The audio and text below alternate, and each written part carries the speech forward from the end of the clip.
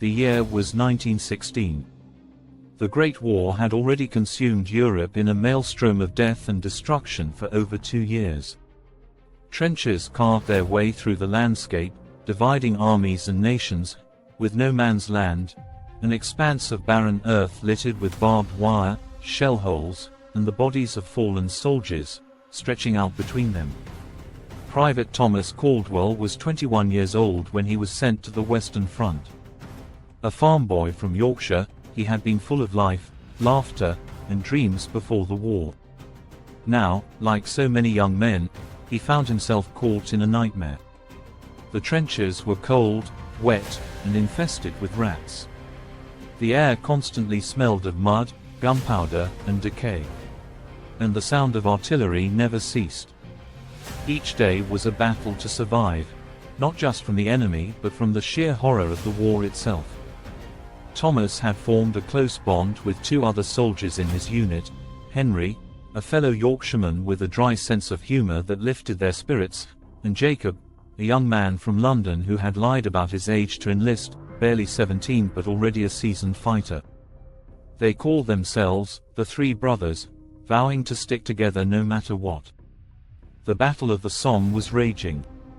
Day after day, wave after wave of men was sent over the top of the trenches, charging across no man's land toward the German lines, only to be mowed down by machine gun fire. It was a massacre, and yet every morning, the whistle blew, and more men went over. Thomas, Henry, and Jacob were no strangers to the horror. They had seen friends die, held each other during artillery bombardments, and had run through fields of fire with their hearts pounding in their chests. But nothing could prepare them for what was to come. It was late October, and the mud was thick, making every step feel like a struggle. Thomas's unit received orders to take part in a major offensive. The plan was simple: charge the German line, break through their defenses, and secure the ridge beyond. But in the back of their minds, they knew what it meant: death awaited in the killing fields of no man's land. That night, as they prepared for the assault, Thomas and his 2 brothers sat together in the trench. The silence between them was heavy, as if they each knew this could be their last night together. "I hear we'll be home by Christmas," Henry said with a bitter smile, trying to lighten the mood. "Just in time for a proper Yorkshire pudding." Jacob chuckled softly, but the fear in his eyes was evident. Thomas said nothing, his mind racing with thoughts of home, his family, and the possibility that he might never see them again. He reached into his tunic and pulled out a small letter he had written to his mother but hadn't sent yet. Maybe, after tomorrow, he wouldn't need to. The next morning, the whistle blew. Thomas's heart pounded as he climbed out of the trench, the weight of his rifle feeling heavier than ever. All around him, men were running, shouting, and falling as the German machine guns opened fire. The ground shook as shells exploded, sending mud and shrapnel into the air. Thomas could barely hear anything over the deafening roar of artillery. He ran. His legs felt weak, his body numb. All he could focus on was the distant line of German trenches, the goal he had to reach. But no man's land was a graveyard, and men were falling all around him. Suddenly, Thomas felt a sharp pain in his leg. He stumbled, falling face first into the mud.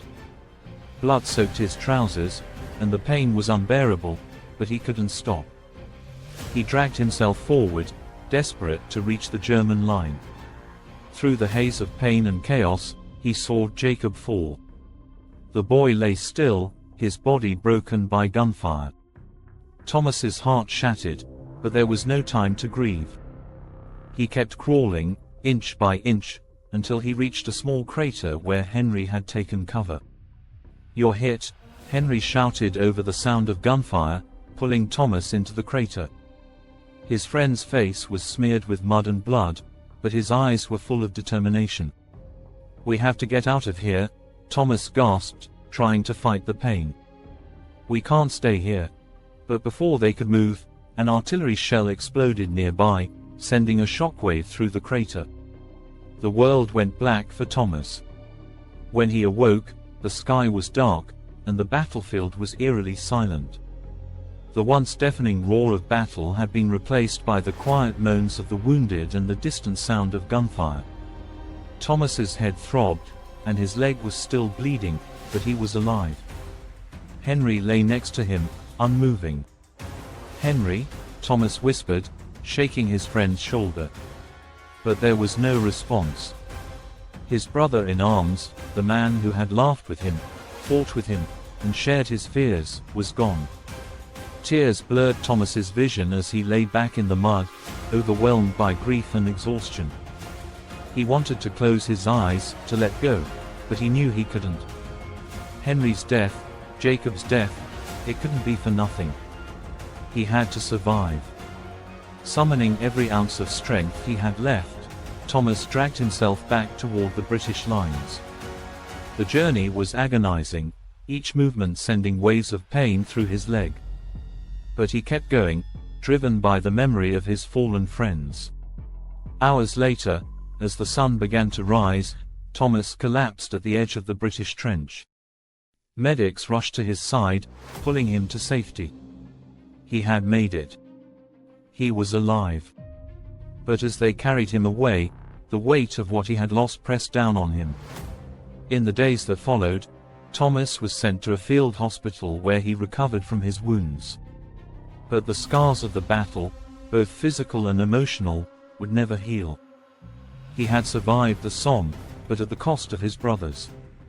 As the war dragged on, Thomas carried the memory of Henry and Jacob with him. Their laughter, their hopes, their friendship, they were his strength, his reason to keep fighting, even when everything around him felt hopeless. And when the war finally ended, and Thomas returned home, he knew he would never be the same. But he carried with him the legacy of those who hadn't made it back, their courage, their sacrifice, and the bond they had shared in the darkest of times.